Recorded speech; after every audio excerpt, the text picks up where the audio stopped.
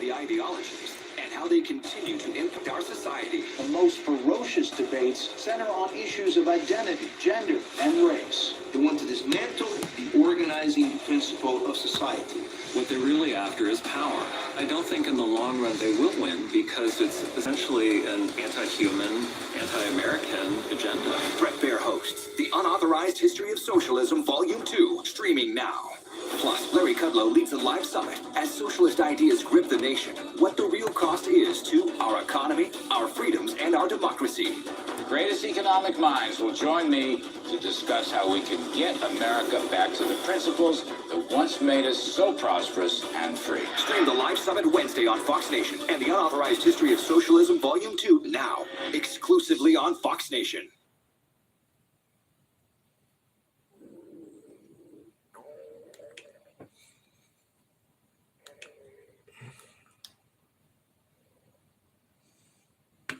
This family's hanging on to a lot of secrets. Let me tell you the guy what you got. Monarch, Tuesdays on Fox.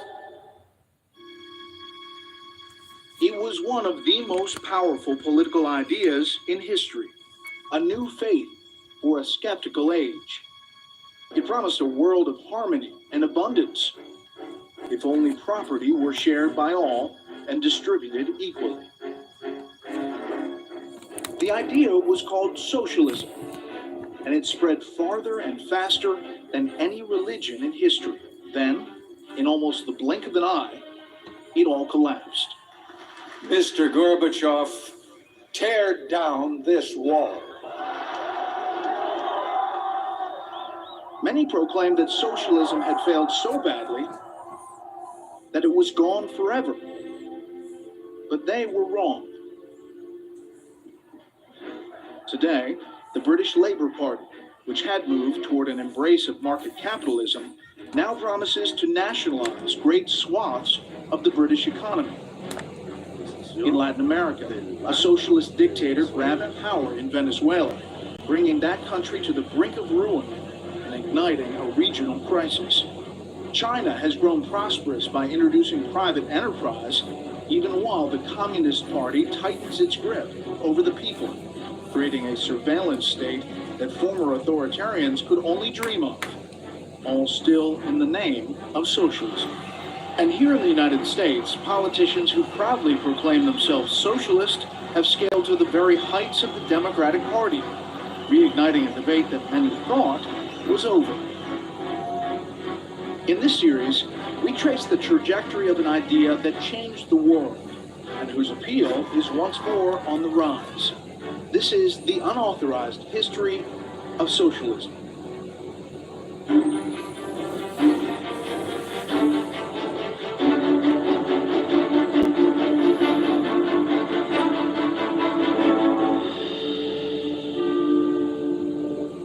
Hello, I'm Bret Baier. The early 19th century brought a faith in unbounded human progress. Old beliefs rooted in religion were abandoned in favor of new ones, purportedly grounded in science and rational thought. One of these new ideas was called socialism. In this first episode of The Unauthorized History of Socialism, a British reformer creates a model utopia on the American frontier. Soon, two German philosophers recast the idea as prophecy, arguing that socialism is the world's destiny, setting the stage for revolution. And so, we begin our story in America. The United States is not yet 50 years old. Land in the West is plentiful, a magnet to new settlers and new ideas. Indiana, 1825. A great experiment was unfolding on the banks of the Wabash River. It was called New Harmony, and it would be a community of equality, heralding a new way of life, and eventually a new kind of world. Its founder was a British industrialist named Robert Owen, and his followers would soon coin a name for his vision: socialism.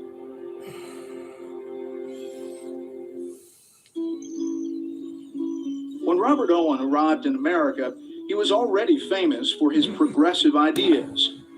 His cotton mill in New Lanark, Scotland, was the most heralded industrial enterprise of its day.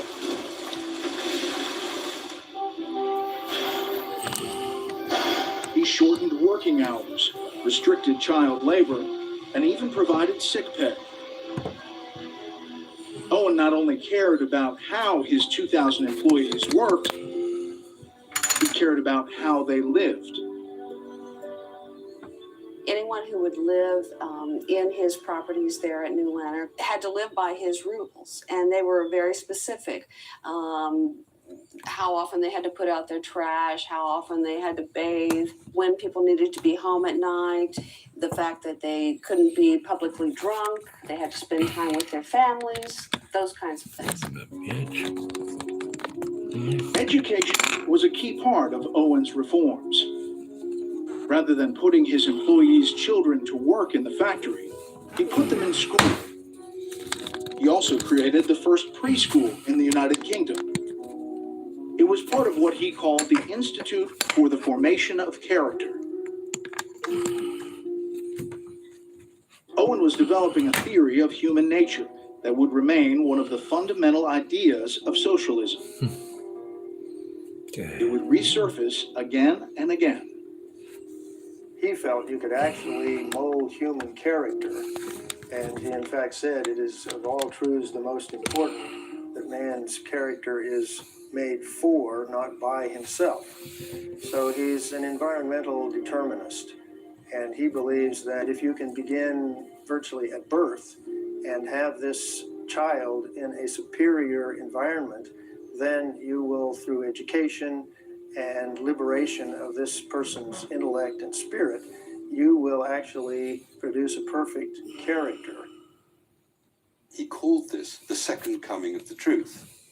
I think he really did believe he was the second Messiah, that he had come, unlike Jesus, who could only tell the truth in parables. Owen, on the other hand, could actually say the literal truth because he had the science. Far from being seen as a crank, Owen was taken very seriously. When he arrived in America in 1825, a joint session of Congress was convened to hear his ideas. Motherfucker, man. Before an audience that included President James Monroe and President-elect John Quincy Adams, Owen announced he had purchased an entire village in Indiana. There, he would further the work begun at New Lanark. But this time, his community would be one of true equality.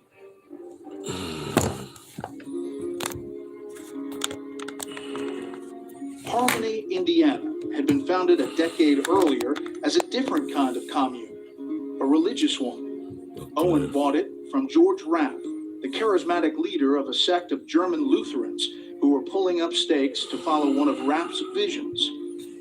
They left behind 160 buildings and some 30,000 acres of fertile land. If you think of Indiana at that time period, it was the wilderness. And here in the middle of the wilderness, you had this beautiful town of brick and clapboard houses, a magnificent cruciform church in the middle of town in the commons. It was very sophisticated. It was called the Athens of the West at that time. On April 27, 1825, Robert Owen welcomed 800 eager arrivals to the town he had rechristened New Harmony. One group in particular was attracted to New Harmony: intellectuals. The village soon became a center of progressive thought and experiment. You had education at all levels, from infant to adult education. You had a newspaper being published. You had natural scientists out exploring the environs of New Harmony and beyond, creating natural science books to show people about the wonderful new species they're finding in the Midwest. You had people lecturing about equal rights for women.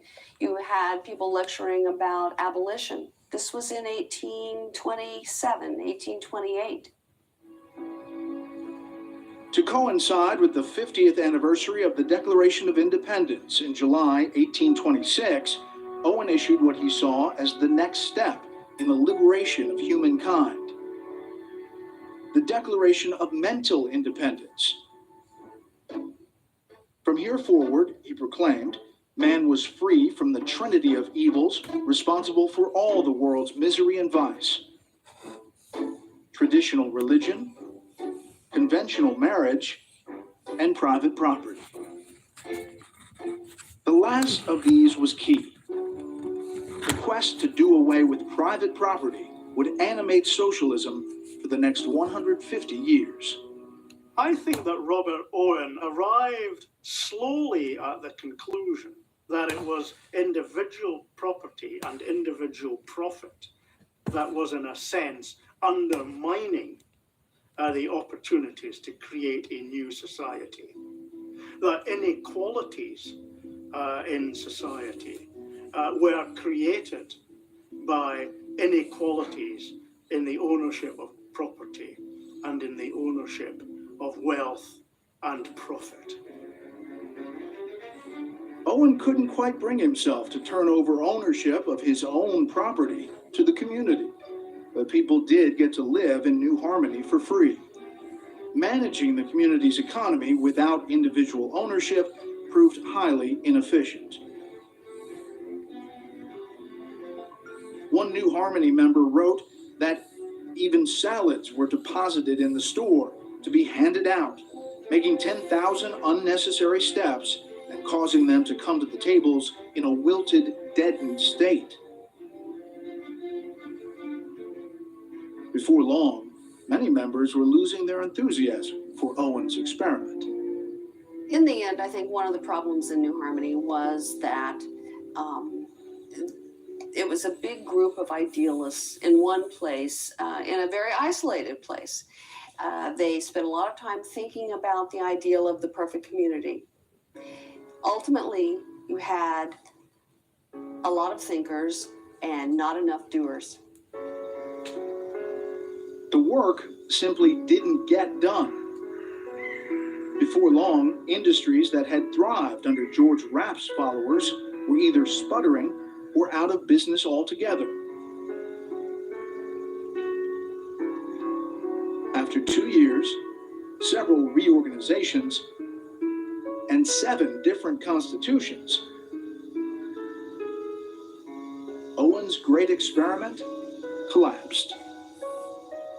Owen had a very hard time acknowledging that there was a failure at New Harmony, and through a period of many months when everyone around him, including his sons, was saying things are falling apart, Owen was saying things are going great here. But eventually he couldn't keep up that pretense any longer because everyone was leaving. And so Owen found a kind of alibi, I think, in blaming the people who came to New Harmony as being poor human material for his experiment. Owen's son, Robert Dale, stayed at New Harmony after its collapse. He had a different assessment of his father's experiment. He wrote, "All cooperative schemes which provide equal remuneration to the skilled and industrious and the ignorant and idle must work their own downfall, for by this unjust plan they must of necessity eliminate the valuable members and retain only the improvident, unskilled, and vicious."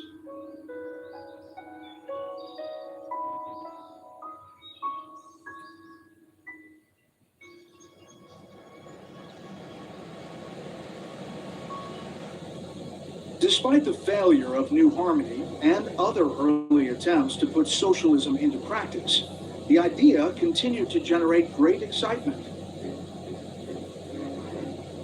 Soon, 2 philosophers would take utopian hope and turn it into faith by arguing that socialism was not only desirable, it was inevitable.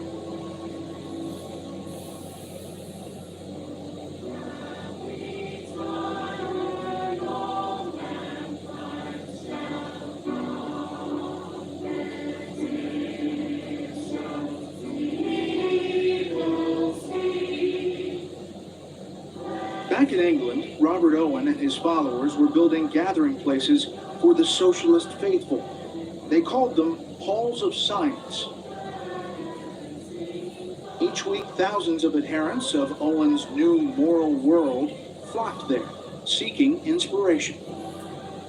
Even though they proclaimed earnestly that they had contempt for all religion, every Sunday they would all gather and bring their families there, but they didn't call them services, they called them meetings, and then someone would get up in the front and do something that sounded like a sermon, but they called it a lecture, and then they would all sing from a special book of socialist hymns, except they wouldn't sing about God and goodness, they would sing about equality and brotherhood.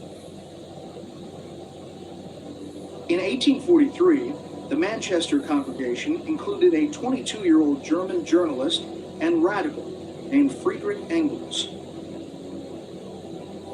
For a young man rebelling against the faith of his parents, the services held a great appeal. Engels was a bit of a rebel. I think he was the typical frat boy in many ways. He was very interested in the military. He was interested in sports. He loved pubs. He loved women. But he was also an intellectual. He was, in many ways, the kind of person you would immediately recognize as a leader and as somebody people would congregate around. Back in Germany, Engels had fallen in with a radical crowd, and his father was desperate to get him away from the bad influence of his friends. His father gets this idea that he should send Fred off to England, to Manchester, where the family business had a branch, and much to his relief, Fred agrees.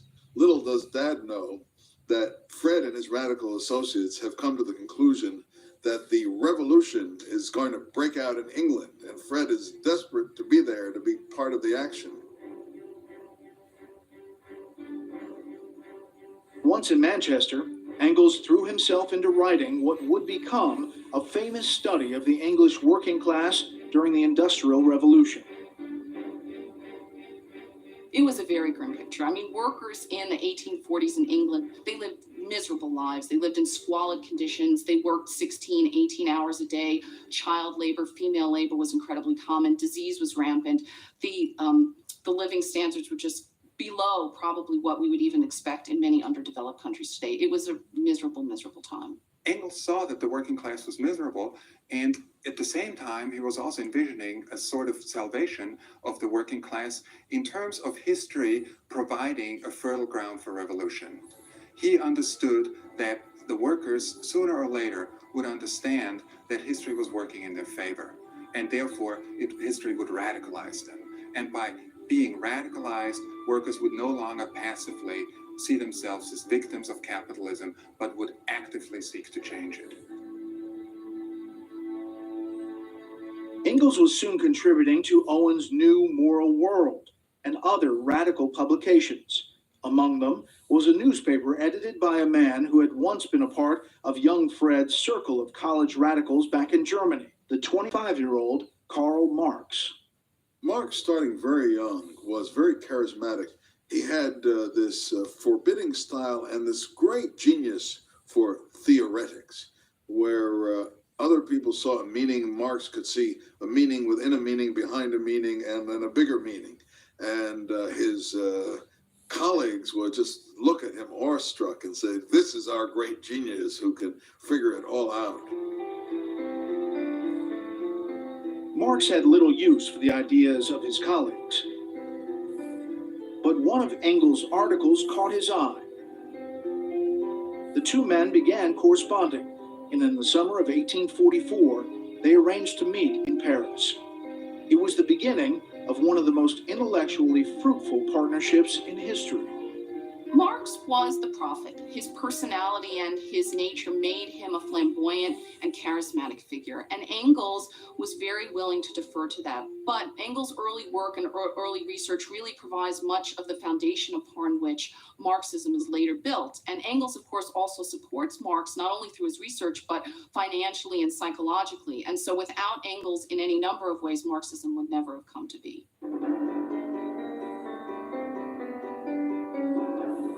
In January 1848, students and workers took to the streets of Palermo. By February, the revolt had spread to Paris. Soon, nearly 50 uprisings engulfed the European continent, from Russia to the English Channel. Marx and Engels rushed home to Germany to join the barricades. They had just finished writing a platform for a workers' organization based in London. The pamphlet would become known as the Communist Manifesto. The timing of its publication would forever link it to revolution, adding to its mystique.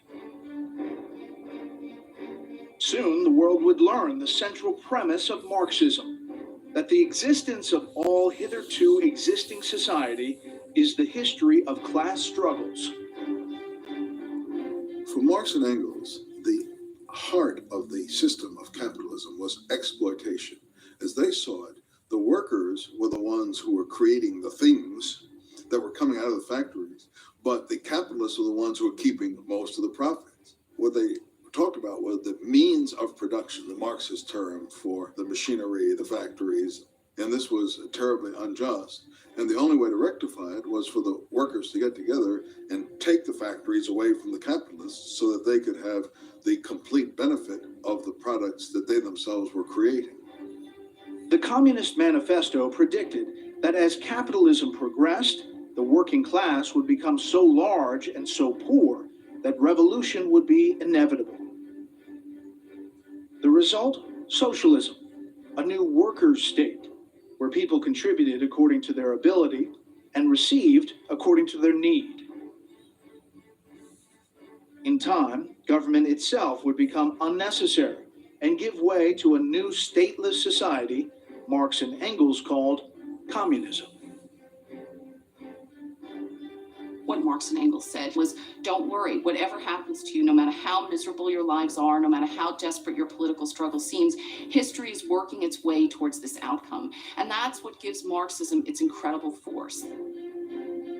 Many socialists bought the argument. The Communist Manifesto would go on to become one of the most influential pamphlets ever published, with translations in every major European language by the turn of the century.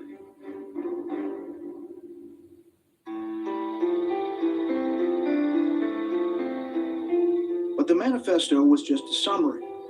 Marx soon set to work on a volume that would lay out a comprehensive theory of socialism. In 1851, Marx wrote to Engels that he hoped to finish it in 5 weeks. The 5 weeks grew into 5 years, and then another, and another 5. All the while, Marx depended almost entirely on Engels for financial support.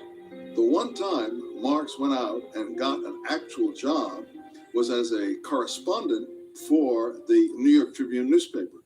But he didn't speak English, and so he couldn't write the articles himself. Engels did speak English, and he got Engels to ghostwrite the articles for a number of years until he got his own English up to a level where he could write some himself. It took Marx nearly 20 years to finish his master work. In 1867, the first volume of Das Kapital was finally complete, with more volumes promised. The book would soon be hailed as a breakthrough in political and economic thought. In the scientific tenor of the time, after all, we have to understand that we're talking about the 19th century here. Marx had accomplished, at least in the mind of many socialists, what Darwin had accomplished for biology. He had laid bare the development of economic laws that were at work in capitalism.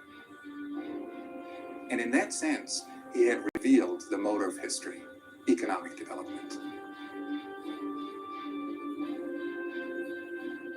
And it is to Marx still that we owe this kind of economic view of history, as seeing people as sort of players in a drama in which economic forces are primary, and classes more than individuals as the kind of motor force of history.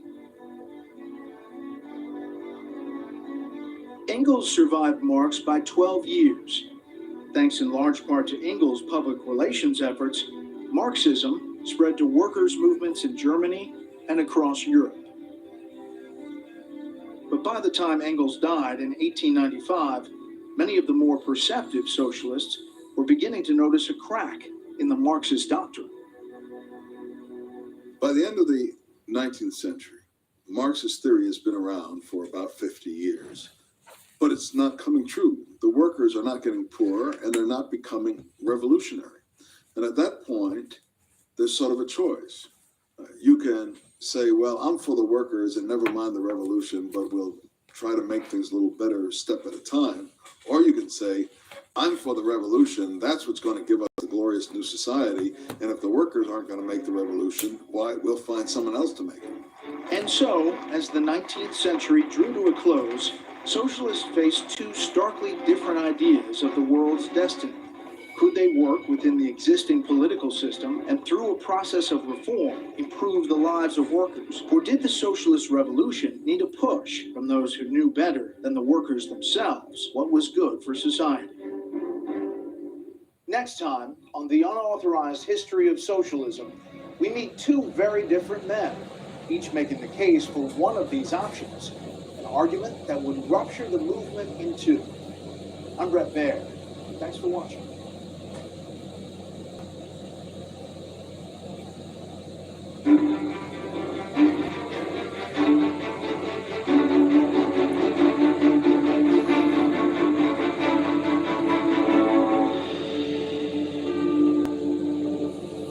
Hello, I'm Brett Baer, and welcome to episode 2 of the Unauthorized History of Socialism. The second half of the 19th century was marked by growing industrialization in Europe and America. In Russia, peasants were moving to the cities, and a system based on serfdom and huge land holdings was breaking down. Karl Marx had predicted that these trends would inevitably lead to revolution as the masses rose up against those who owned what he called the means of production. But it just wasn't happening. As we'll see, socialists in North America, Europe, and Russia had very different reactions to this apparent failure in Marxist theory. We start in Germany, under the rule of the Iron Chancellor, Otto von Bismarck.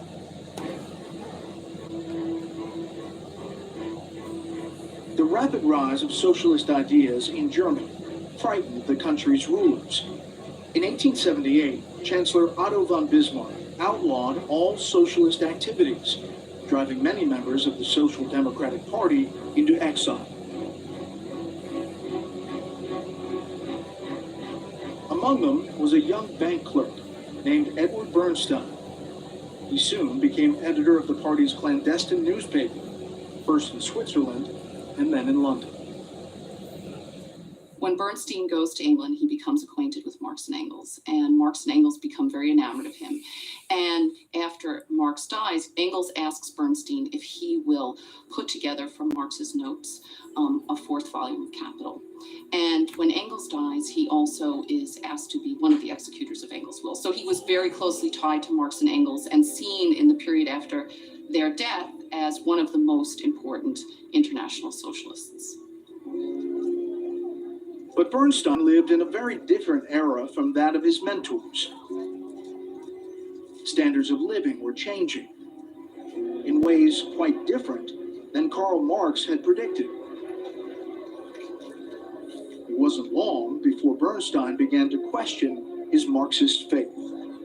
I think that he thought that capitalism was evolving along the lines of becoming more and more inclusive of the working class.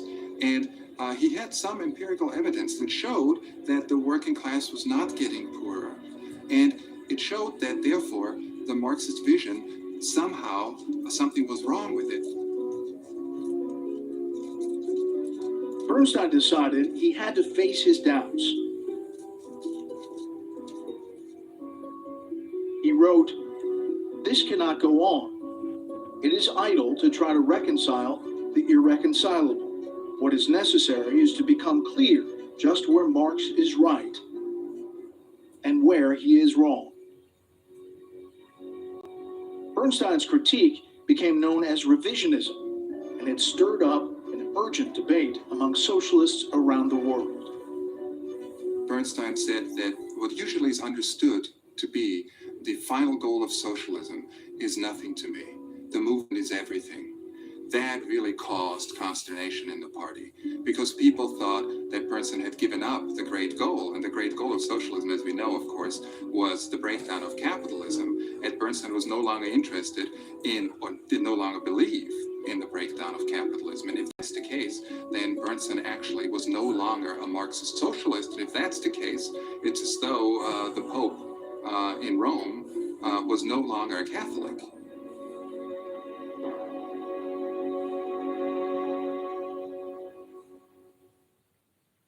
Thousands of miles away, a 29-year-old Siberian exile was carefully following the debate. His eventual response to Bernstein's criticisms would forever change the face of socialism. His name was Vladimir Ilyich Ulyanov, better known by his nom de guerre, Lenin. Lenin was, first of all, probably Russia's most exuberant workaholic in a country that did not have a work ethic. He was enormously hardworking. He was enormously smart. He had supreme self-confidence and a belief that he really knew what was right for everybody, and particularly for the future of his country. When Vladimir was 17, his older brother Sasha was executed for plotting to assassinate Tsar Alexander III. It was the beginning of his own path to revolutionary action. After he got to the university, he took part in a demonstration which was not political. It was directed against some regulations of the university. When he was arrested and it was discovered that he was the younger brother of the executed terrorist, he was expelled from the university. He was a top student, so he had to spend several years in idleness. Vladimir was banished to his family's country estate. There, he began to explore the stacks of radical literature his executed brother had left behind. He read various Russian revolutionaries, read Karl Marx, and began to come to the conclusion that it was just as important as his brother had thought to create a new social system for Russia. That revolutionaries had to learn to toughen themselves, to make themselves into heroes who were going to give their all to save Russia, something like his brother had done. Vladimir's radical activity would land him in deeper trouble with the law.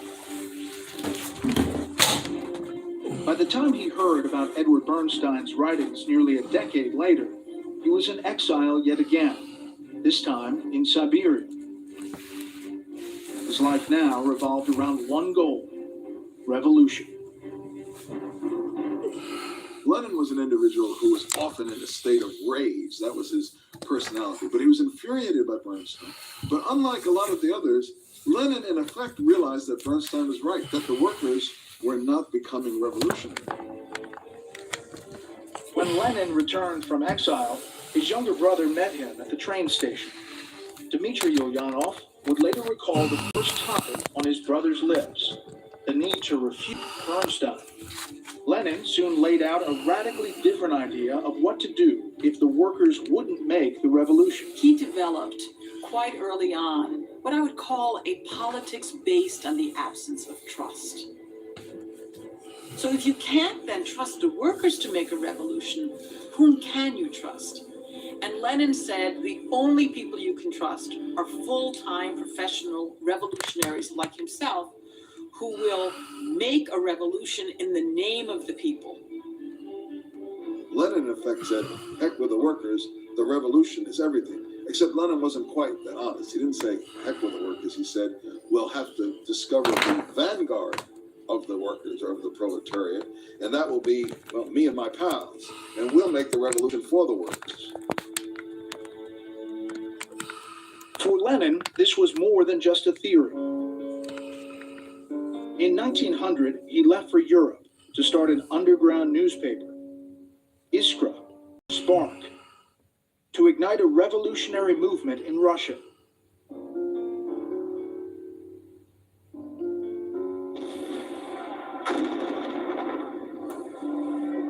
In the summer of 1914, 50 years of peace in Europe came to a bloody end. Soon the entire continent was mired in the fiercest conflict the world had yet seen. The Great War hit Russia particularly hard. There was a breakdown of transport. There was inflation. And in the northern cities, particularly the capital city of St. Petersburg, or Petrograd, as it was then called, there were great shortages of food and fuel. So the winter was very, very harsh. It look a little better. By early 1917, the ground was crumbling beneath the Tsarist regime. As Russian troops battled Germany, strikes and protests spread across the country. Then in Petrograd, a group of soldiers mutinied. It was the beginning of what became known as the February Revolution. To prevent a similar uprising on the front, the Tsar abdicated the throne. Power fell into the hands of a liberal provisional government. There was a kind of chaos and anarchy that grew very quickly in Russia after the February Revolution, after the emperor had abdicated. Land was being seized by peasants. Villages were declaring their independence and sewing their own flags. And you have the idea that whatever the bonds, the glue that will hold a society together, fear, loyalty, tradition, it somehow melted away and evaporated, with Russia crumbling into the smallest parts. Many Russian socialists welcomed the new liberal government, but not Lenin. He had lived in exile in Europe for most of the past 15 years, sometimes traveling in disguise. All the while, he had worked to strengthen and arm a new party in Russia, the Bolsheviks, even ordering bank robberies and extortion to finance party activities. Now he saw the chance he had been waiting for. On October 25th, 1917, the Bolsheviks struck.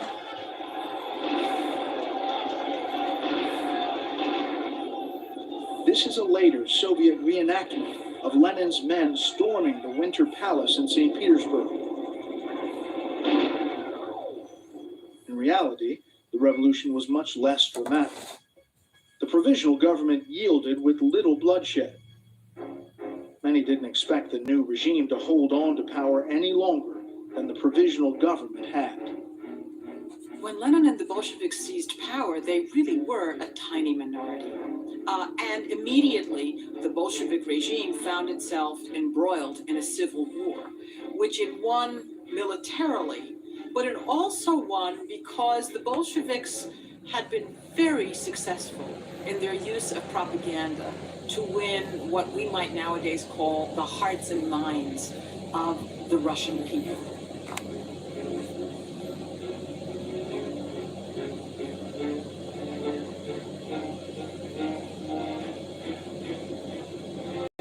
Through posters, leaflets, and speeches, Lenin tried to convince Russians of just who were the enemies of the people and who were their saviors.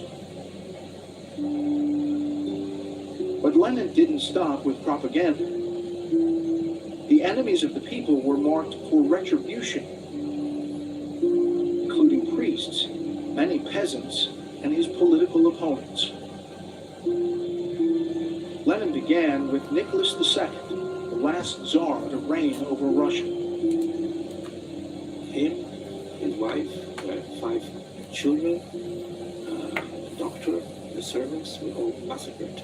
And then their bodies were cut up and burned. And then what was remained was buried in the shaft, which was only discovered a few years ago. Then, in August of 1918, a revolutionary who felt that Lenin had betrayed the revolution took 2 shots at him, wounded him almost fatally. Whereupon Lenin and his henchmen agreed to carry out Red Terror. This was a terrible thing. The people were taken out of prison where they were put political prisoners who had never been tried, had done nothing against the Bolsheviks, and just summarily shot. This shooting went on. Hundreds of people were shot at night. Many others found themselves banished to forced labor camps. Later, under Joseph Stalin, the system would become known as the Gulag. A part of the Red Terror was the gathering of all opposition members into concentration camps outside of major cities. And these were the very first camps, and it was from these camps that the entire Gulag system developed. So they are very much a precursor to what came later in Stalin's time. The Tsar had been reviled as a tyrant for executing a handful of violent radicals. Under Lenin and his followers, millions would die at the hands of the state. It's difficult to calculate how many people came to die under Lenin's system and then Stalin's system because there were so many different ways to die. There were people who died in camps. There were people who died because they were machine gunned down in the woods. There were people who died because they were deported. There were people who died in artificial famines. When you begin to put the numbers together, you get numbers, statistics in the tens of millions. Lenin, in general, had no sympathy for human beings such as they were. He believed, as did others, that through education and legislation, you not want to own things. You can use things. So the existing human race was so rotten that killing them was actually progressive. Amidst terror and war, Lenin was building a system of government unlike any seen before. Along with the old regime, Russia's capitalist industries, the banks, and the church were all completely destroyed.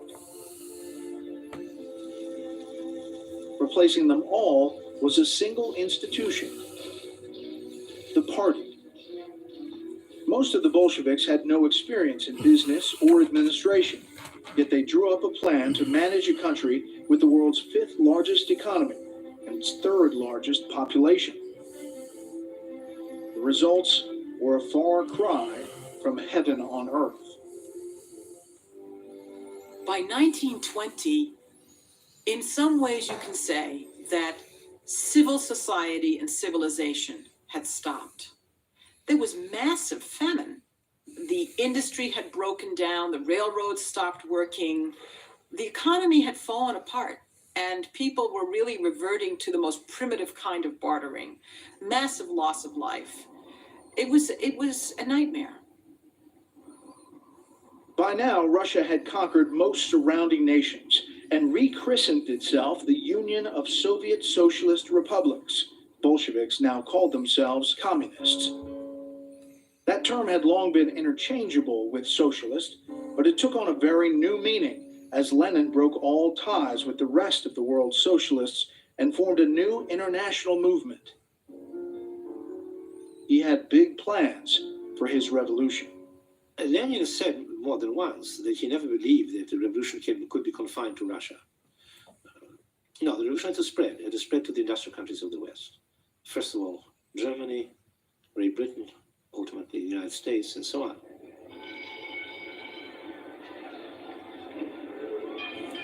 In the Marxist scheme of things, the most advanced capitalist country was the one that was supposed to be transformed first, and that was the United States of America. But ironically, socialism never gained the popularity in America that it gained in almost all other countries, but basically because its main constituency, or supposed constituency, the working class, the labor unions, simply didn't accept it. They wrestled with it for a while and then rejected it. In America, the split between trade unions and socialists goes all the way back to the very beginnings of the organized labor movement in the late 19th century. Spurred by Marx and Engels, workers' movements across Europe were gaining strength, and most were embracing socialism as their guiding philosophy. In America, too, workers were organizing, but they would choose a very different path, led by a straight-talking cigar maker named Samuel Gompers.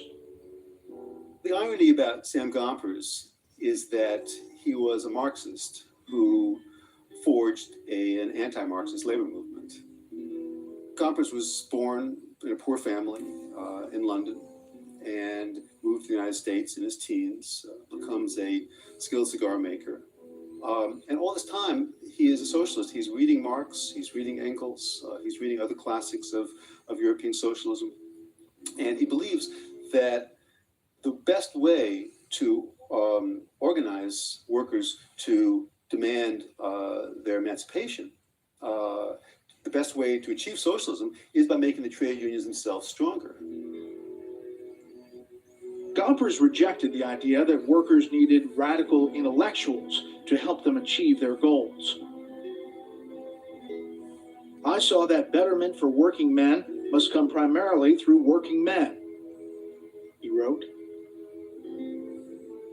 I saw the danger of entangling alliances with intellectuals who did not understand that to experiment with the labor movement was to experiment with human life.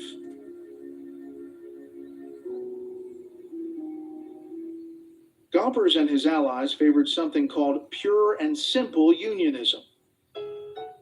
It meant using strikes and boycotts to fight for better pay and benefits, rather than taking political action to create a whole new system. In 1886, Gompers helped found the American Federation of Labor, uniting individual unions across the country. As the AFL's first president, his salary would be less than he earned rolling cigars. Gompers' leadership of American workers would be challenged by socialists within and without the AFL. In 1901, some of these socialists came together to form the Socialist Party of America. At the party's helm was a rival labor leader, a railway man named Eugene V. Debs. Debs is a fascinating figure because he's one of these perennial candidates who runs for president 5 times as a Socialist Party candidate. He achieves at most 6% of the vote, which he gets in 1912. But he's an enormously popular, charismatic figure, much more than Gompers ever was. Originally, Gompers had hoped he and Debs would work together, but he ended up calling Debs the apostle of failure. He was involved with the Western Labor Union, then the American Labor Union, then the IWW, and Gompers felt any attempt to organize a rival trade union was, in effect, doing the employer's job to weaken the union. You then had union fighting union.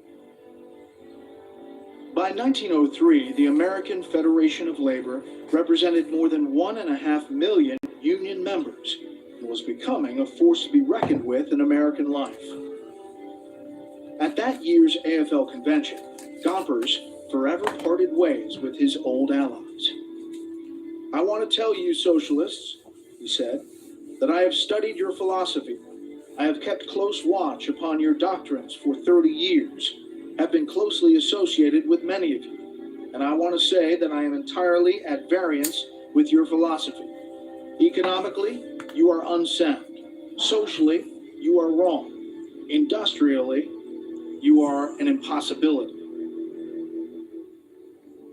Despite Gompers' opposition, the Socialist Party continued to gain strength. Surprisingly, the party drew more support from farmers than from industrial workers. One of the greatest centers of socialist support was Oklahoma. Eugene Debs won more than 16% of the presidential vote there in 1912. But America's entry into World War I brought a turning point for the party. In World War I, socialists in this country and around the world have to decide, will they support their individual nations in the war, or will they support the International Socialist Brotherhood and oppose the war of workers against other workers? And the American Socialist Party, unlike most of the European Socialist parties, decides to oppose the U.S. government and to oppose World War I. And most trade unionists, Gompers as their leader, support the war. The more moderate socialists leave the party and actually work with Gompers in the AFL. The more radical socialists start speaking out against the war, and they are arrested. Eugene Debs gets arrested in 1918, gets sentenced to 10 years in jail. And by the time he comes out of jail in 1921, when he's pardoned, the Socialist Party is pretty much a shell. The party would never regain its pre-war strength, not even during the Great Depression. Gompers and the American Federation of Labor, later the AFL-CIO, had one act as the principal voice of America's workers. In many ways, Americanism proved to be a substitute for socialism for a lot of workers. After all, Americanism has always stood for the average person being able to make it. The American standard of living is something that all Americans should be able to enjoy. So the idea of class equality is something that undergirded the strength of socialism in Europe, but it's always been part of the American vision as well. So in many ways, Americanism trumped socialism and made socialism unnecessary as a vision for a lot of American workers.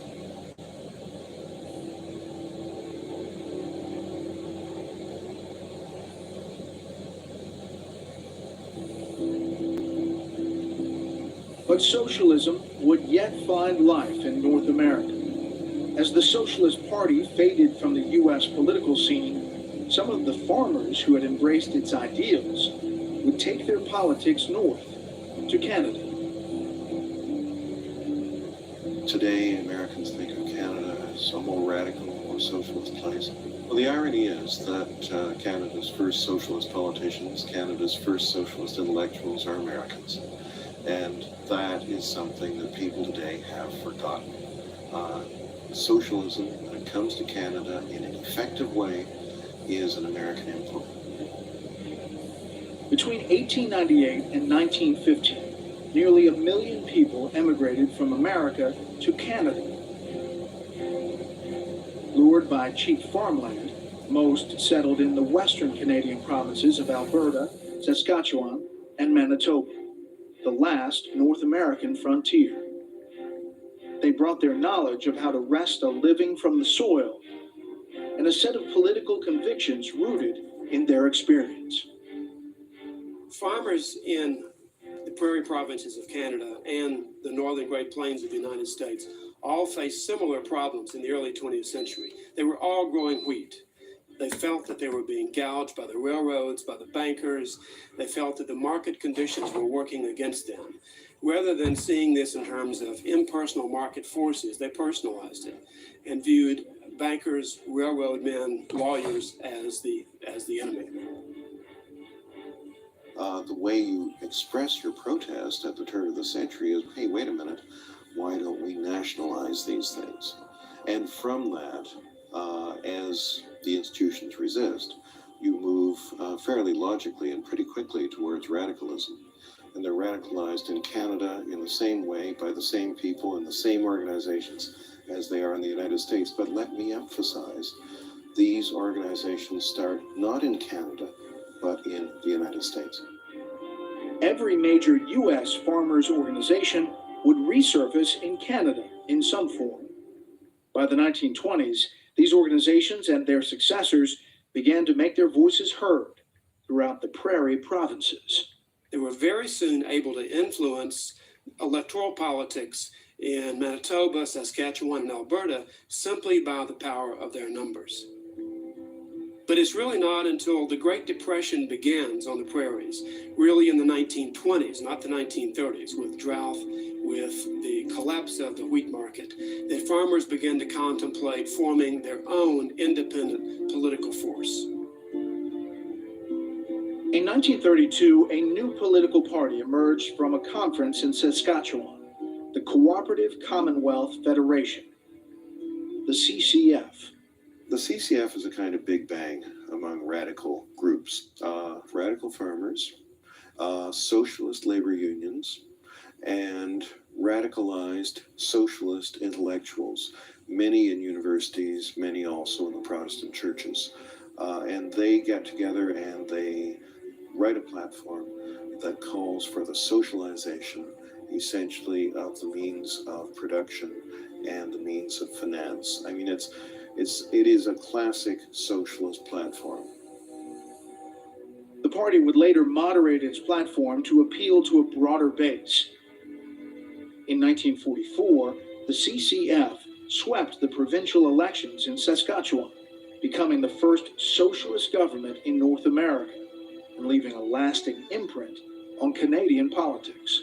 Well, CCF stayed in power in Saskatchewan until 1964, and one of its last acts was to bring in a socialized medicine scheme for the province of Saskatchewan, which they imposed in the early 1960s and which had such tremendous appeal that it actually pushed Canadian politics in that direction later in the 1960s. The CCF's ideas were adopted by the governing Liberal Party of Canada, and the Liberals were the ones who finally brought in national Medicare in Canada. In 1961, the CCF was renamed the New Democratic Party. It is still largely socialist and still a force in Canadian politics. Now, under the leadership of Jagmeet Singh, a 40-year-old criminal defense lawyer and the son of Indian immigrants, the NDP advocates what it calls a New Deal for the people, which includes subsidized housing and childcare, a further expansion of Canada's socialized medical system, a wealth tax on the country's richest citizens, and a huge government investment in green energy. If it all sounds familiar, well, remember the roots of Canadian socialism were planted first in the United States. Some of the ideas championed by socialists in the early part of the 20th century found their way into the mainstream of American life. Ideas like unemployment insurance, Social Security, and the 8-hour workday. But no socialist party ever gained real traction in U.S. politics. The largest, the Democratic Socialists of America, now counts only 56,000 members. But they boast 2 members elected to the House in 2018, each with growing influence within the Democratic Party. Alexandria Ocasio-Cortez of New York and Rashida Tlaib of Michigan. As they say in boxing ring, the Democratic Socialists of America punch well above their weight. Be sure to join us for the next episode of The Unauthorized History of Socialism. I'm Brett Baer. Thanks for watching. Next time on The Unauthorized History of Socialism, from China to Britain to Israel to Africa, a new generation of leaders bring to life radically diverse visions as socialism comes to power around the globe with devastating results.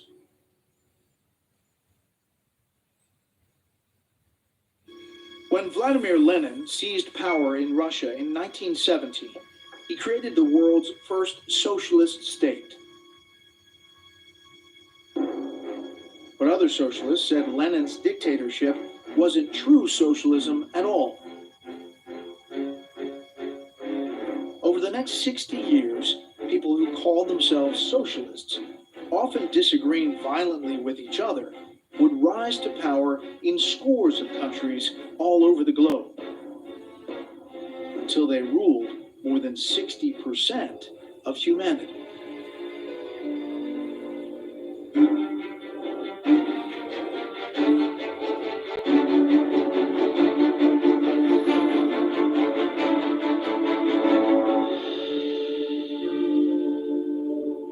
Hello, I'm Brett Baer. I have seen the future and it works. Those were the words of American journalist Lincoln Steffens after visiting the Soviet Union in 1919. Even though the Bolshevik Revolution frightened many people, for some, it seemed to validate Marx's prophecy that socialism was mankind's destiny. In this episode of The Unauthorized History of Socialism, the communist revolution spreads to China. Democratic socialism comes to Europe, and in the Third World, socialism emerges as a new path to economic development. But as socialism in its many forms continues to spread, it brings disappointment.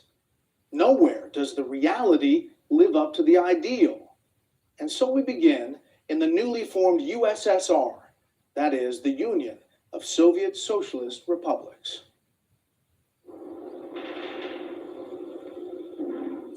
Vladimir Lenin died of a brain hemorrhage in January 1924. He was only 53 years old. But in his relatively short life, he had laid out a path to power for revolutionaries around the world. What Lenin did electrified, excited, inspired, terrified different people all over the world, depending on their frame of mind. And one of the more curious things it did was it gave birth to fascism. Lenin had showed that you could take Marxist doctrine and sort of twist it all around. And there was Mussolini in Italy, and he says he too is a revolutionary. For him, like for Lenin, making the revolution is the main thing. And he says, well, if we could throw out the proletariat and put in the vanguard of the proletariat, maybe we could throw out the proletariat and put in the nation instead. And all over Europe, there were groups of socialists who suddenly became nationalists.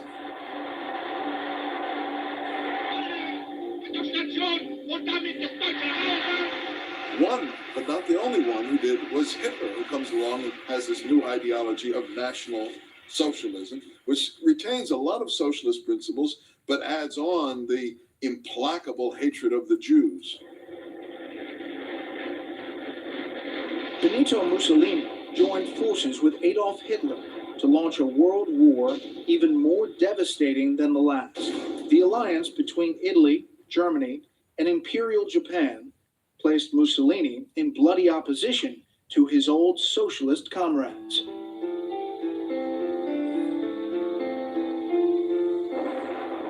In the end, the grandiose ambitions of fascism went up in smoke. The world last glimpsed Mussolini's body hanging upside down at an abandoned gas station in Milan. The very next day, Hitler shot himself. With the defeat of the Axis powers, the ideology of fascism collapsed. But the death of this strange offshoot only cleared the way for other branches of socialism to flourish. In the aftermath of World War II, communism spread like never before.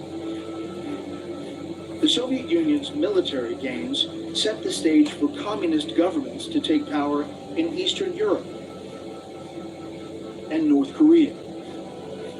But communism's biggest post-war conquest was yet to come. 4 years after the war's end, insurgent communist forces in China drove the pro-Western nationalist government off the mainland.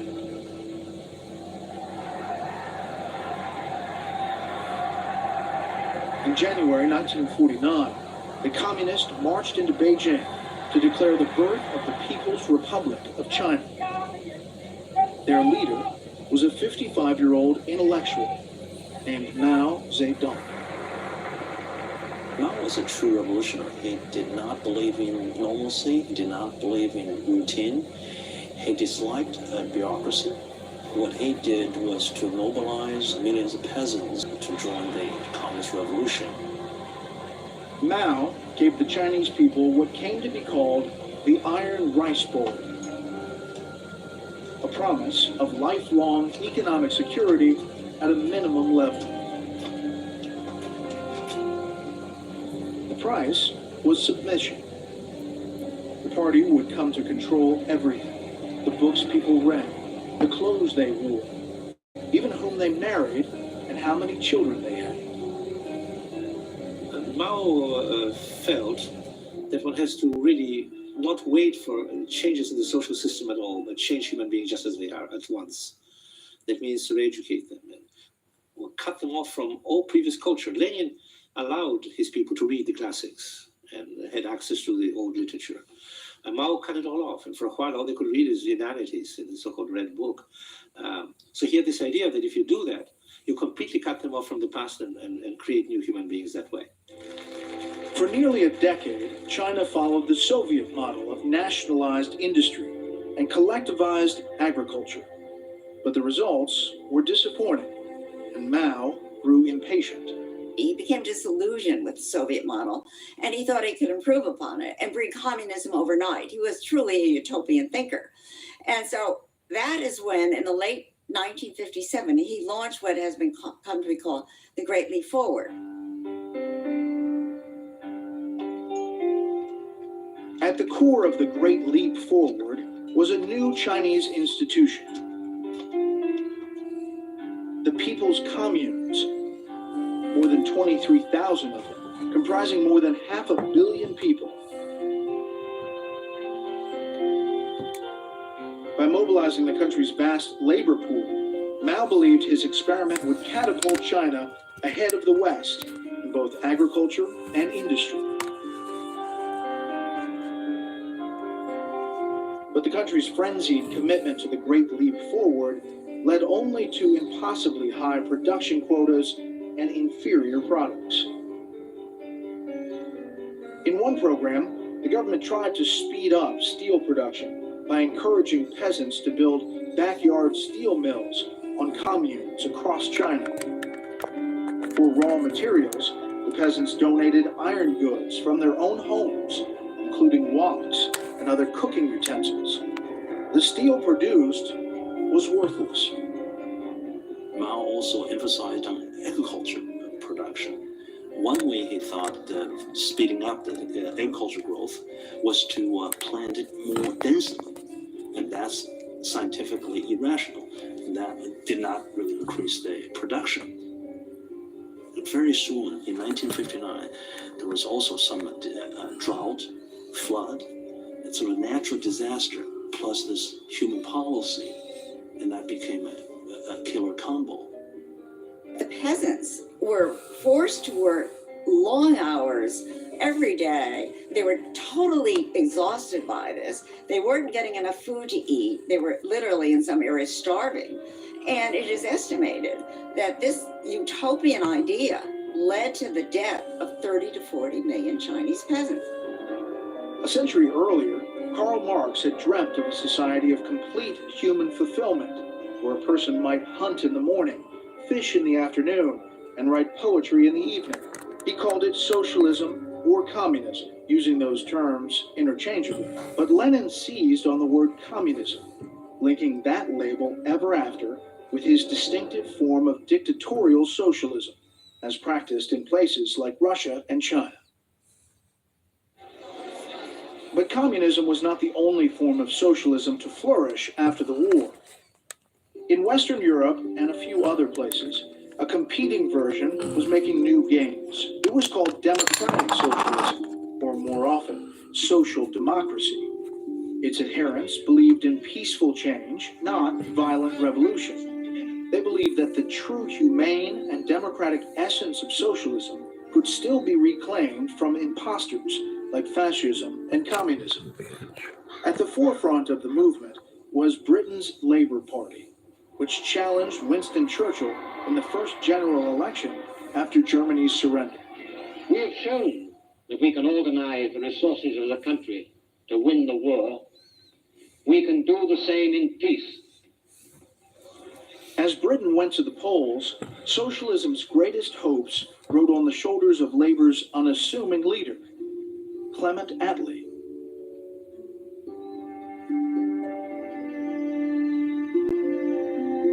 Clement Attlee began life as the painfully shy son of a prominent London solicitor. The Attlees had a vacation home and 5 full-time servants. They were devout Christians and active in volunteer work. The first thing you need to understand about Clement Attlee is that he came to socialism despite himself. It wasn't where he wanted to be. It wasn't what he was brought up to be. He had the fairly automatic conservative opinions of a man of his class at that time. Attlee graduated from Oxford and drifted into law. Then, one fall evening, his brother invited him to visit a club for disadvantaged boys in the notorious slums of East London's Limehouse district. For the first time, he saw the conditions that the poor lived in England, that it changed his life.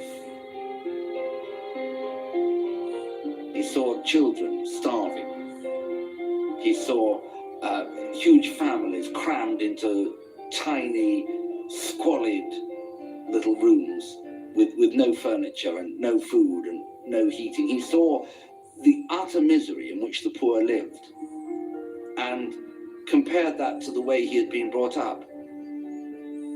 This made him a socialist. Within a year and a half, the 24-year-old Attlee took over as club manager and moved in. The Limehouse district would remain his home for the next 14 years. In 1908, he joined a group of socialists within Britain's Labour Party. Attlee believed that if people lived in slum houses, if they were sick and couldn't have proper medical care, they grew up to be different people from those who lived in prosperity. The canon of socialism is you have to change the physical environment if you want to improve human nature, and that Attlee certainly believed. Attlee volunteered for combat during World War I and fought with extraordinary courage. As the government mobilized the economy for war, he and others believed that the same could be done for domestic purposes. In other words, that socialism could work. The influence of socialists within the Labour Party was growing. In 1918, they revised the party's constitution to support common ownership. The British Labour Party was not started as a socialist party. It was started as a Labour Party, as a way for the labor unions to get some more clout or representation in politics. It then attracted more and more kind of middle-class intellectuals who were socialists. And in 1918, to make the middle-class socialists happy, the party adopts a platform which explicitly embraces socialism as the party's ideology. And where it does so is in this section that's called Clause 4, which basically said what we believe in is a society in which all the productive power is owned socially, meaning by the government or by the community. Attlee rose to become the Labour Party's leader. During World War II, he was second only to Winston Churchill in Britain's national unity government.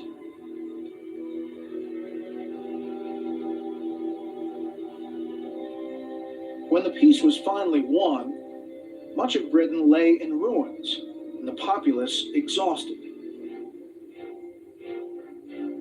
In June 1945, the country held its first general election in nearly a decade.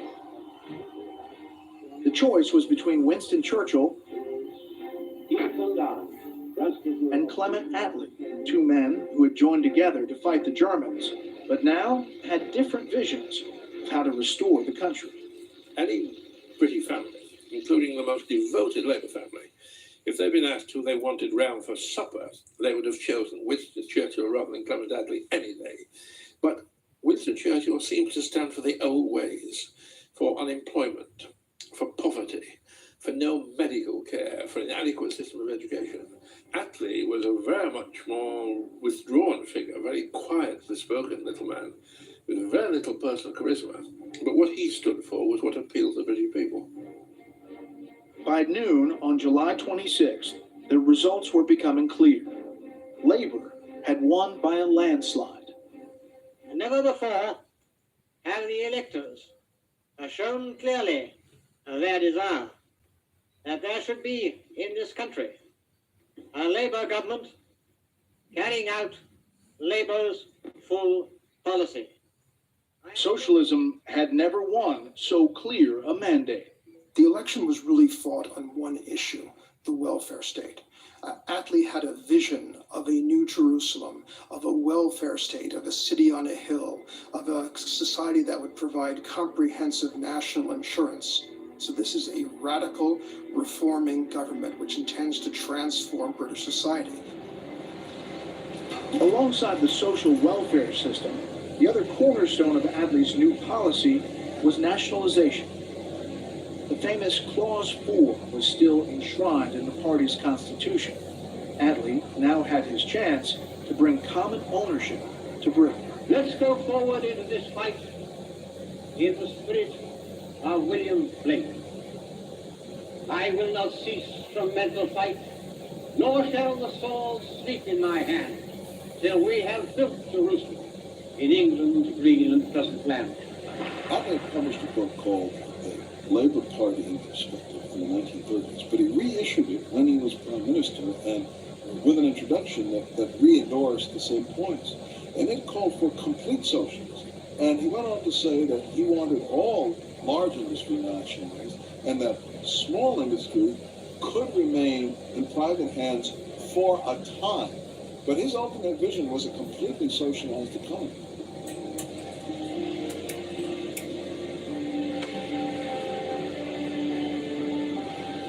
Attlee's government would remain in power for 6 years. Before it left office in 1951, it had nationalized much of the country's industry and introduced an array of social welfare programs. They took into public ownership coal, rail, steel, road haulage, gas, and electricity. They created a national health service, free medical care for everybody.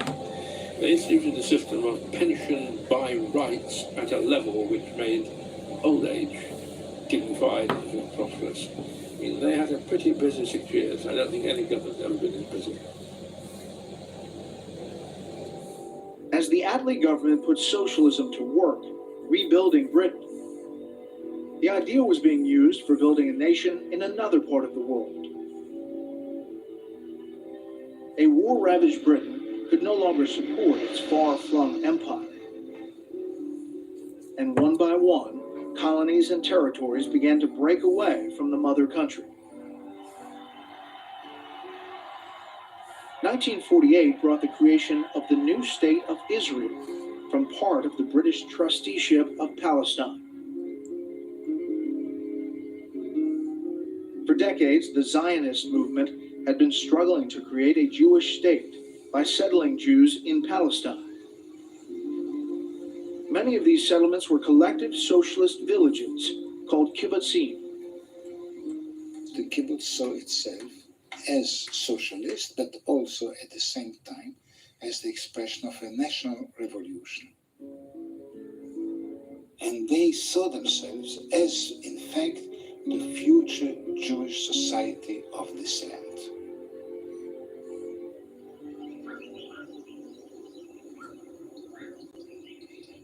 Kibbutz Ginosar is nestled along the western banks of the Sea of Galilee.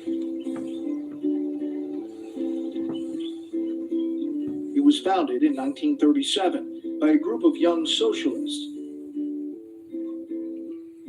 and it soon became the base of the Palmach, the elite commando wing of the Jewish Defense Forces. We wanted to influence the country. That was the idea. We wanted to influence the country and stand for equality and all the things we believed in. Moshe Abbas came to Kibbutz Ginosar in 1940 when he was just 20 years old. In those early years, the kibbutz did not have enough tents, so he slept on the grass. But for Moshe and others, the sacrifice was worth it.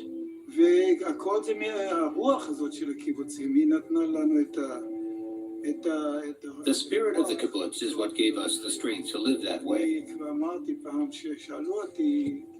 Someone asked me once if I was religious, and I told them I have one religion, and that is the kibbutz.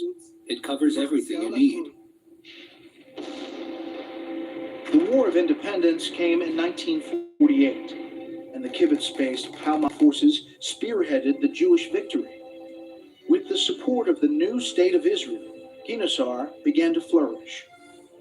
It built permanent homes, ran a profitable fishing operation, raised chickens, dairy cattle, and honeybees, and grew crops like bananas, mangoes, olives, and tomatoes. I had never worked in farming or agriculture before, and I had never had to go by the decisions of a collective. But because what I'd been through in the past, all this wasn't hard for me. Isaac Rotem settled at Ginosar in 1948. He is one of the hundreds of thousands of European Jews who came to Israel in the wake of the Holocaust. I came through all the camps in Auschwitz, camps in Cyprus, and suddenly I felt like I was part of one big family. Suddenly you feel there is someone who cares about you, someone keeping up with you. kibbutz was socialism on a human scale. Instead of the government owning everything, as it did in the Soviet Union, and to a lesser extent in Britain, the community owned everything and made all decisions collectively. The motto of the kibbutz movement was borrowed from Marx, which was from each according to his ability, to each according to his need.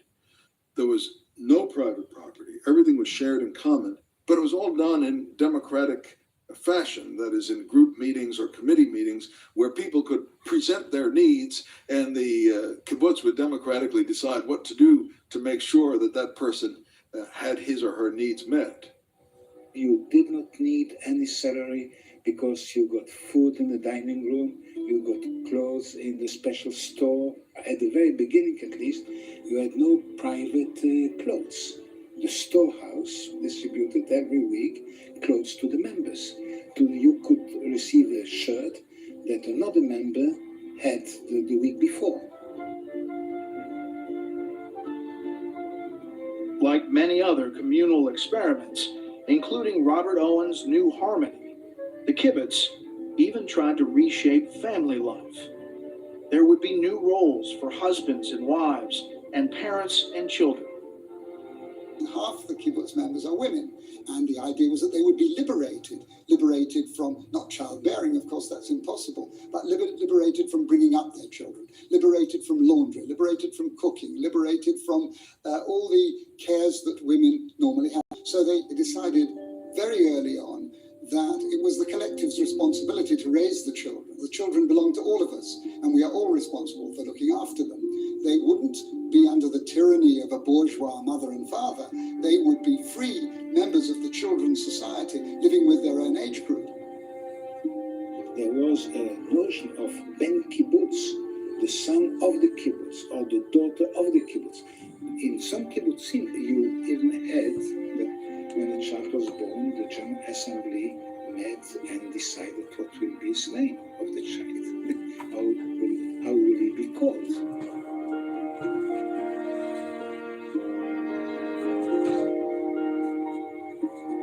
Guinnessar's membership would eventually swell to nearly 400 adults. The kibbutz movement would grow to include 270 kibbutzim, with some 130,000 members, about 5% of Israel's population, and play a leading role in the life of the new state. They marked out the border to start with. Very much so, in the north, in the west, in the south, everywhere. Where there were kibbutzim, there was Israel. And they provided a major part of the agriculture. As time went on, they also produced a large amount of the industrial output. They contributed out of all proportion politically. The first two prime ministers were kibbutz members. The first cabinet of Israel, I think nearly half were kibbutz members. Army commanders, initially all the army and military commanders, these were kibbutz members. And I would go as far as to say that without the kibbutz, there wouldn't have been the state of Israel. 6 months after the fall of the Soviet Union, Mikhail Gorbachev visited Israel and toured a kibbutz. This, he said, is what we meant by socialism.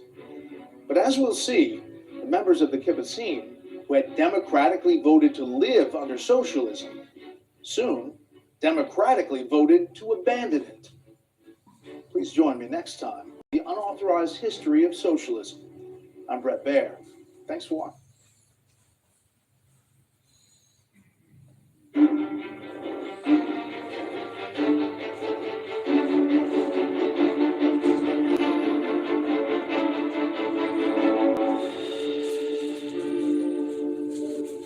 Hello, I'm Brett Baer. Karl Marx argued that societies become ripe for socialism only after they've industrialized. Capitalism would have to come first and pave the way to socialism. But for the dozens of third world countries reaching independence after World War II, socialism was held out as the quickest path to prosperity, with no required detour through a capitalist phase. As they threw off the yoke of colonialism, these former colonies were desperate to rise from poverty and catch up with the developed world. Economic planning by the central government, another name for socialism, was seen as the shortcut to prosperity and modernity. In this episode of the Unauthorized History of Socialism, we'll also look at how the promise of socialism in Europe began to fade, and how Maggie Thatcher swept to power on a promise to end what was called the British disease. But we start in Africa.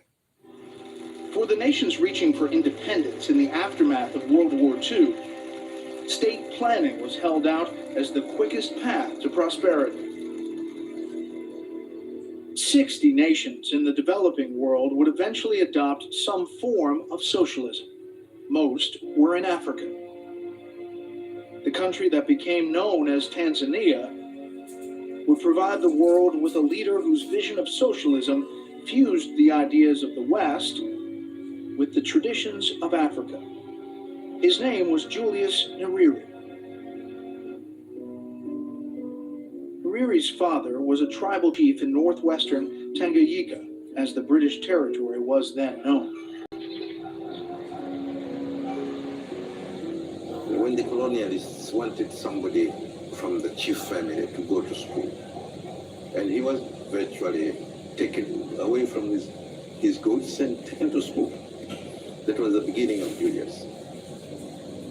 By 1949, Nyerere had made it all the way to the University of Edinburgh in Scotland. At Edinburgh, he started studying with socialist teachers who talked about community property, and Nyerere said, "We've got community property, that's what we have in my tribe." And suddenly, it seemed as if the ways that he was used to, which he had always been told were very backward and was sort of a source of shame, were actually corresponding very nicely to the most advanced social thought, that is, the ultimate society that people in Europe were looking forward to. When Nyerere returned to Tanganyika in 1952, colonial unrest had spread across the continent. To the north, Kenya was engulfed in the violent Mau Mau rebellion. Tanganyika was much quieter, but talk of independence was in the air. Nyerere took a job as a teacher, but he found his true calling in politics. He soon remade an old social club into his country's first political party. As Nyerere's party attracted thousands of followers across the nation, he kept the title of his old profession, Mwalimu, Swahili for teacher.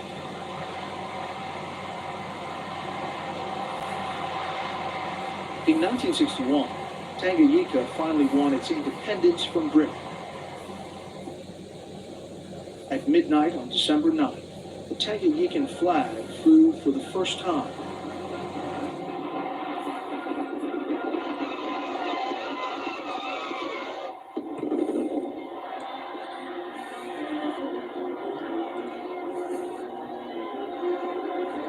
The next year, Tanganyika swore in Julius Nyerere as its first president. He had been elected with more than 98% of the vote.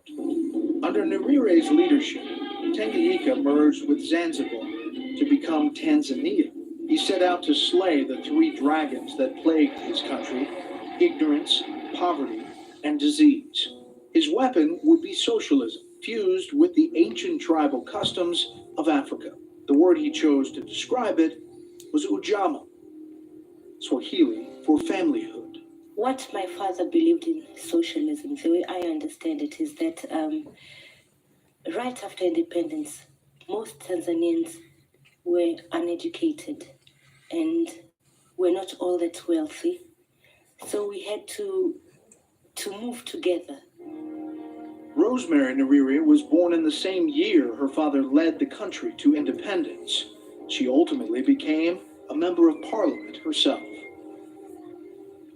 Mwalimu used to say that it's not new because that's how we live.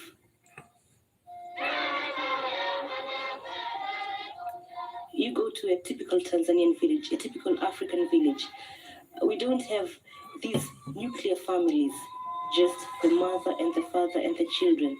We have lots of people living around. We help each other. So it's not really new. By 1967, Nyerere had been advocating his brand of African socialism for more than 4 years, but he had not imposed it on the country. He now decided to write it into law.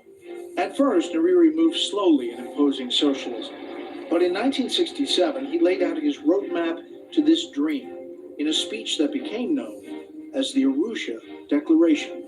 This was a declaration, as it said, not just for Tanzania, but for all of Africa. And indeed, other Africans did look upon it that way because it was the most complete, most ambitious attempt to create a kind of communist manifesto for Africa. Nyerere nationalized the banks and major industries, promising to give workers control of the means of production. And foreign investments would be turned away in the name of self-reliance. According to Nyerere, socialism would now pave the way to true independence. The declaration, when it came out, spelled out so many things. It was a certain kind of utopia. There was this feeling that alongside economic development, you created a new human being. It was a whole new idea that talked about caring for the next fellow. That was an exciting period. Nyerere encouraged Tanzanians to reorganize their communities into collectives he called Ujamaa villages. These new villages would build socialism, and they would also provide access to schools, hospitals, and water. Across the harbor from the capital city of Dar es Salaam, Geza Ulole became an Ujamaa village in 1971.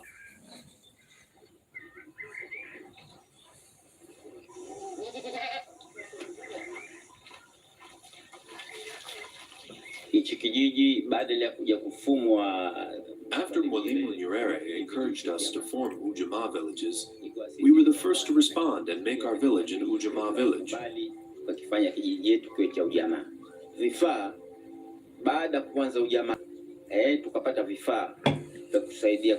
After we began leading the Ujamaa way of life, we were able to get facilities for keeping poultry, fishing. See that boat over there? We didn't have it before. We got it with our own initiative, and we made progress. Nyerere's vision of African socialism won the admiration of many in the West. As the Cold War intensified, many saw it as the best alternative to Soviet-style communism in the Third World. Support, both moral and financial, poured in. World Bank presidents would fly out, heads of donor agencies would fly out. Students would come to spend a half a year or a year at the University of Dar es Salaam. The University of Dar es Salaam was a great place in the mid-1960s and early 70s. This was seen as a serious, well-reasoned attempt at socialism, and the feeling was, let's support this experiment. Talk of socialism's potential in the Third World came amid disappointments in Europe. In places like Great Britain, pensions and socialized medicine continued to enjoy broad support. But the enlarged state role in the economy had not yielded the benefits that Attlee and his fellow laborites had imagined. There's a tension between Britain in the 1960s. On the one hand, we have the image of the swinging 60s, the world of the Beatles, the Rolling Stones, the world of Carnaby Street. The problem was that the kind of creative energy that you saw going into music and clothing didn't go into most parts of the British economy. There was suddenly this color efflorescence, but what it concealed was the fact that the economy was essentially dying. And we're living on the credit of the past. Old, declining, rusting industries like coal mining, shipbuilding, and steel, and nobody knows where the money's going to come from. So it was a kind of fool's paradise. In 1971, the Times of London called the country's condition the British disease. The problem with the welfare state was not that it wanted to distribute goods to the people of England. The problem was that a society bent on questions of distribution, bent on questions of consumption, was not a society that was going to deal with the underlying economic problems of how you produce enough, how you produce efficiently, how you compete in a global market. And that's the imbalance. The world was changing, and British industry simply wasn't keeping up. Laws designed to protect British workers now prevented management from changing old practices. Workers demanded and won ever higher wages, even as productivity stagnated. In 1975, inflation hit 24%. What essentially happened was that the wage settlements, as they became higher, pushed inflation higher. And that leads to an inflationary spiral, which was very difficult to control. Since 1945, Labour and Conservative governments alike had preserved Clement Attlee's social welfare programs and most of his nationalizations. But by the mid-1970s, a growing faction within the Conservative Party placed the blame squarely on the legacy of Attlee's government. In their view, what basically happens in post-war Britain is that socialism, disruptive trade unions, and an expensive welfare state lead to a precipitous political and economic decline. What they see is a welfare state which created a dependency culture. It robbed people of initiative. It robbed people of responsibility. It disrupted the market. It made it impossible for the country to get anything really done.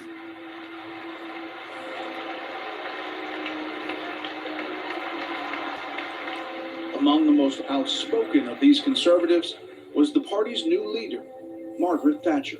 Madam Chairman, ladies and gentlemen, I presume this is to enable us to sweep Britain clean of socialism.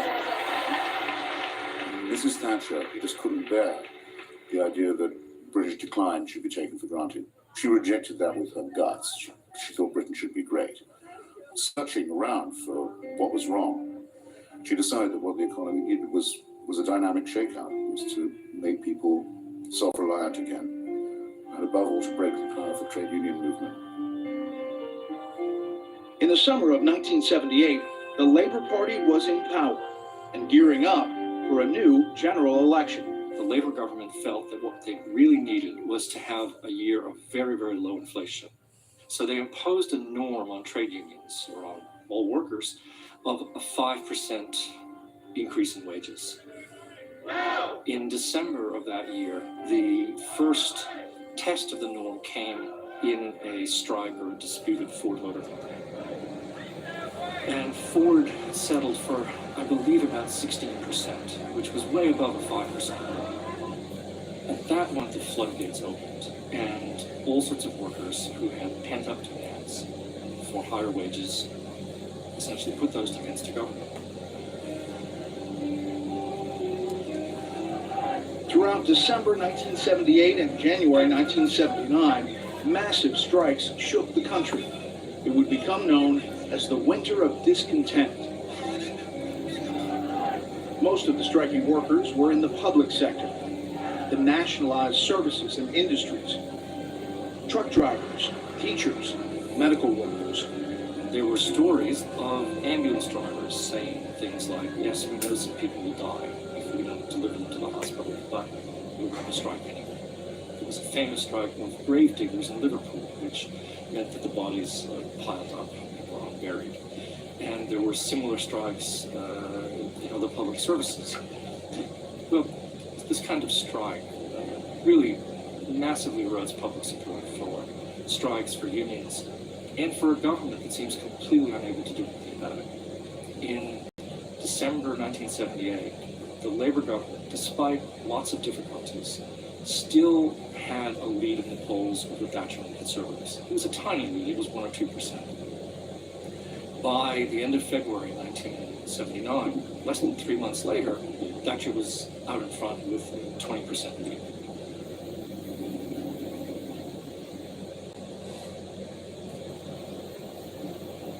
In Israel, too, socialism was losing some of its appeal. founders of the kibbutz movement had believed that the communal way of life would embed itself ever more strongly over time. But as the years passed, the trend among the kibbutzim was away from collectivism. זה התהליך שנמשך למעשה מההתחלה.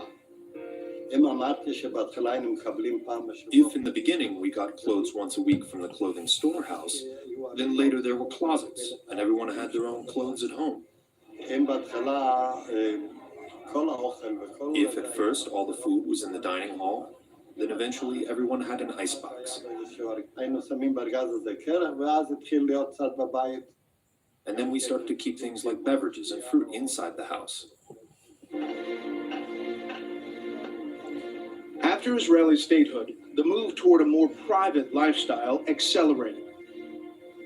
Members began to receive small cash allowances to spend as they wished. The changes extended to families as well. The kibbutz children had lived and slept in a communal children's house.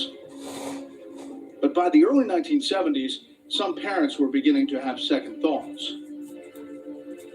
The communal sleeping sounded very nice, but it was enormously frustrating for parents, particularly for mothers, who really felt they weren't getting enough of their children. They weren't being with them enough. They weren't seeing them enough. They weren't being able to give them enough love. The children's house slowly began to empty. Many of the kibbutzim took out loans to enlarge the dwellings of parents by adding rooms for their children.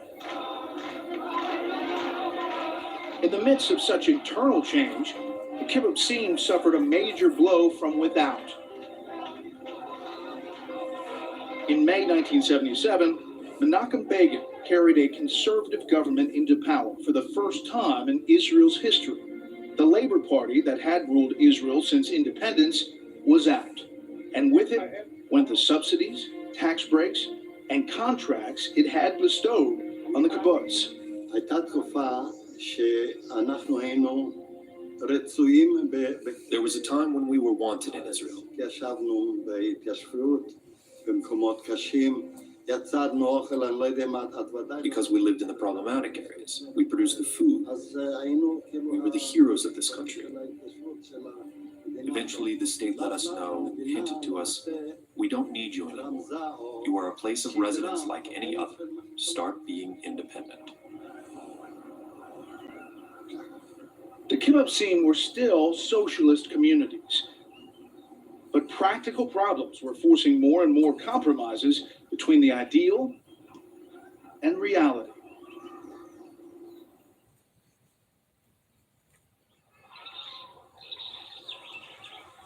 Tanzania brought far greater disappointments. Julius Nyerere's version of socialism was not as democratic as his supporters had hoped. In 1965, 3 years after he was elected president, he amended the country's constitution to ban all political parties but his own. Nyerere was asked whether a one-party system included safeguards against the abuse of power.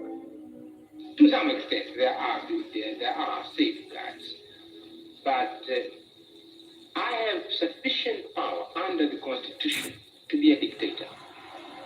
This is a dilemma of this movement. Sometimes you build the leader to the extent that at the end, when you think you have become free, the fellow has become so powerful you don't know what to do with him. Nyerere was looking away from Western models of socialism for alternatives to the democratic type of socialism he had studied at Edinburgh.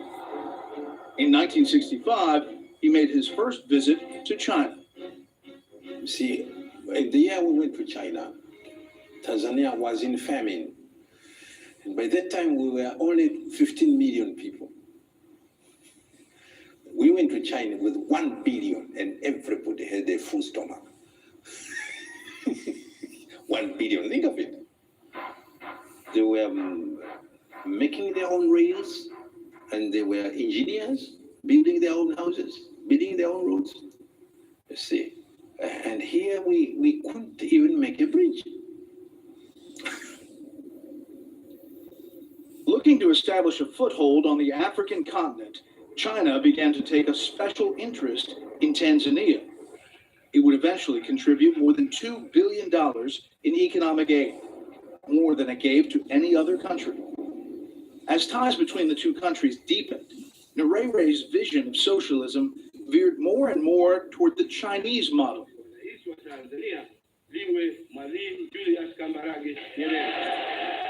And life in Tanzania began to revolve increasingly around Nyerere's single party. After the one-party system was implemented, the country became more and more authoritarian. Party youth wing, for example, was established that would go around sort of imitating the Red Guards in China. The major newspapers were party paper. The broadcast media was entirely under government control. The independent trade union movement was absorbed into the ruling party. Virtually all independent association life was either suppressed or brought under the control of the party.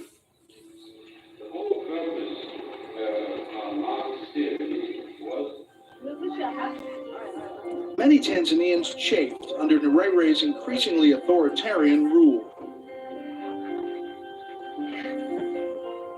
As much as he urged them, they simply were not moving to the Ujamaa villages. In 1973, Nyerere lost patience.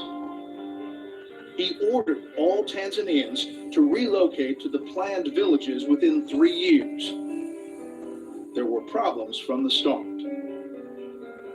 During the execution of the program, there were mistakes. Sometimes a village could be taken to a place with no access of water, you see. Sometimes the people who performed the task were too brutal. At times it happened.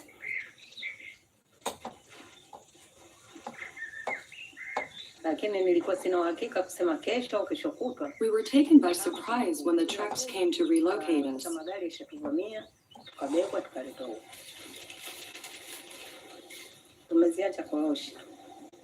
We had to leave the cashew nuts in the orchard just when they were ready for harvest.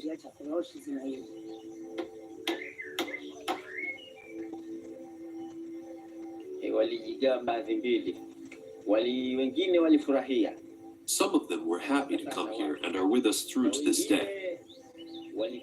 But others tried to escape and run away. That's why that place over there is called the mango tree of the militia. It's because the militia had to be deployed at that mango tree to keep them under control and keep them from escaping. The villages were disastrous for food production. In 1970, Tanzania had produced enough surplus corn to export more than 500,000 tons a year. Just 4 years later, the country had to import nearly as much just to feed itself. Tanzania's government-owned industries were in no better shape. Typical was the massive Morogoro shoe factory. By the early 1980s, it operated at 4% of capacity.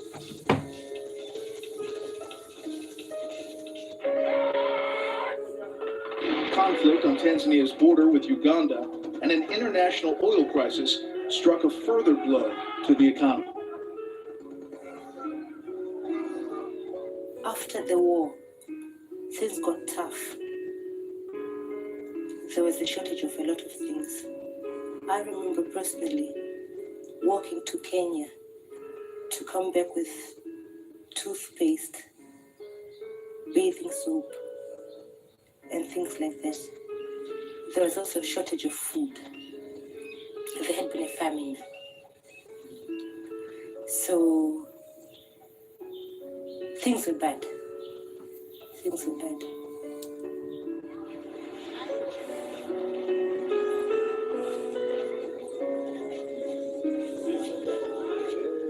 Julius Nyerere had succeeded in creating a nation, but socialism failed to make it prosper. Tragically, it made the country poor.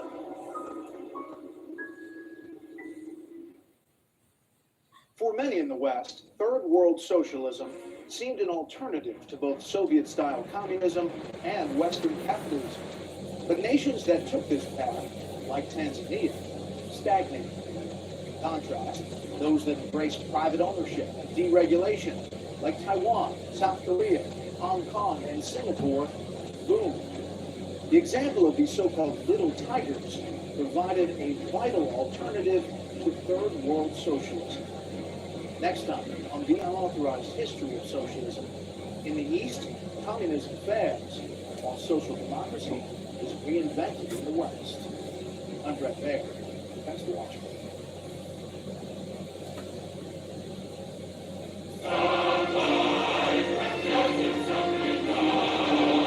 By the late 1970s, roughly 60% of the world's population found itself under socialist governments of one kind or another. Communists ruled China, Russia, Eastern Europe, and much of Asia. Third World Socialist governments controlled 30 nations in the Middle East and Africa. Social democratic parties held majorities in much of Western Europe. Even with all these problems, socialism was still in power.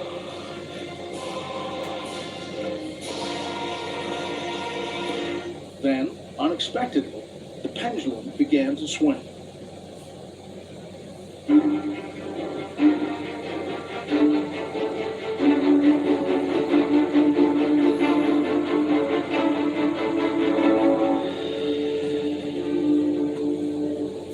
Hello, I'm Brett Baer.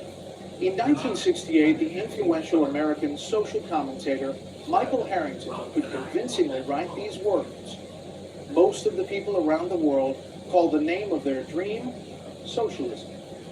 Despite all the carnage wrought in its name, the idea of socialism somehow retained great power over the human imagination. But that would soon change. On this edition of the Unauthorized History of Socialism, we'll see the two great communist powers move away from socialism with momentous consequences. We begin in China. 如果现在再不实行改革，我们的现代化事业和社会。In December 1978, the Chinese Communist Party yielded to the vision of a new leader, Deng Xiaoping. Deng's plan for China after Mao began with what he called the four modernizations of agriculture, industry, technology, and defense. What was different about Deng Xiaoping is that he was not ideological. He didn't believe you could introduce utopia overnight, as Mao thought he could do. And he realized that in order to bring about change in China, you had to have fundamental economic reforms. Change lay ahead for the social democratic world as well. The following spring, Margaret Thatcher became the first female prime minister of Britain. Central to her campaign, a promise to reverse the legacy of Clement Attlee. She began by privatizing many of the nationalized industries. Margaret Thatcher's election in 1979 really is an emblem of the first triumphs of the capitalist revolution. A year later, Ronald Reagan comes to office. Soon after that, socialist regimes in France and Spain make definite rightward turns. So while it would be too much to see Margaret Thatcher's election as the beginning of the end, it is a very powerful first salvo and an augur of things to come. What I'm describing now is a plan and a hope for the long term. The march of freedom and democracy, which will leave Marxism-Leninism on the ash heap of history as it has left other tyrannies which stifle the freedom and muzzle the self-expression of the people. The accession to power of Ronald Reagan, which happened to come at around the same time as the shift to the right in other comparable societies, all of them had in common, not just Reagan but also Thatcher, the view that Soviet power, the apparently unshakable edifice of the USSR and its Eastern European dependencies, needn't be taken for granted, that its survival was not a given. Why assume that they're going to be our rivals forever? Why not see if we can outbid them and even subvert them? As Reagan took office, signs of strain were beginning to appear in the Soviet Empire. In the summer of 1980, Polish workers defied the communist government by going on strike in the Lenin shipyard of Gdansk. The strike grew into an independent trade union committed to democracy, solidarity. Soon, it could count more than 1 out of every 4 Poles as members. The advent of solidarity in Poland was one of the most significant factors that contributed to the collapse of communism. First, by example, the fact that solidarity and independent trade union could come into existence in a workers' state where workers were allegedly happy showed, first of all, that they weren't happy, and second of all, the change was possible, and it was without question a great inspiration to the dissident movements across the bloc. Meanwhile, the Kremlin faced a crisis in leadership. In March of 1985, Soviet leaders gathered in Red Square for the funeral of Konstantin Chernenko, the 3rd Soviet leader to die in office in the past 2 years. Their choice for a new leader was fateful. Mikhail Gorbachev may have been the last true believer in the revolution's ideals. But his attempt to recover true socialism from the communist bureaucracy would shake the Soviet Union to its foundations.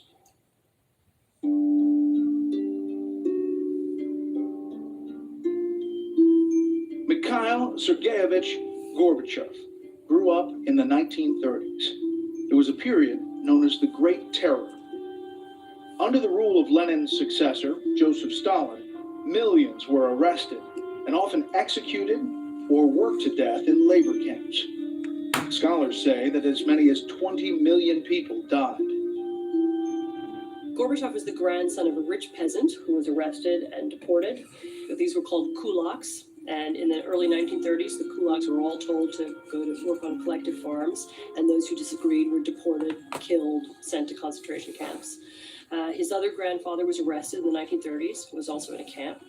So he grew up with a very powerful sense of what had been wrong with the system, of what had really happened during Stalin's time, and this probably did have an effect on his later politics.